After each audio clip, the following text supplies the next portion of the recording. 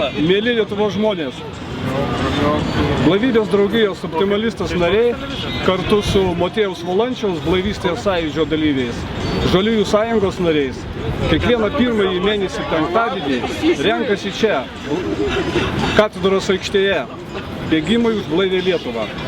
Ši akcija vyksta daugelį Lietuvos miestų ir miesteliuose. Ji taip pat vyksta šiandien ir Jungtinėje karalystėje.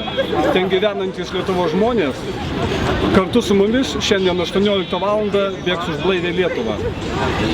Kviečiame Vilniečius ir miesto svečius dalyvauti mūsų akcijoje, nešti blaivybės idėją į šeimas, į draugų ratą. Būkite blaivios Lietuvos kūrėjai. Tai paskutinis bėgimas už blaivią Lietuvą šiais metais. Blaivybės draugija optimalistas nariai sveikina Lietuvos žmonės ir visą katalikišką į pasaulį su šventomis kalėdomis. Linkime ramybės ir susitaikymo. Linkime, kad ateinantys metai jums būtų blaivybės ir sėkmės metai. 1, 2, 3. Mes už blaivią Lietuvą! Mes už blaivią Lietuvą! Mes už blaivią Lietuvą!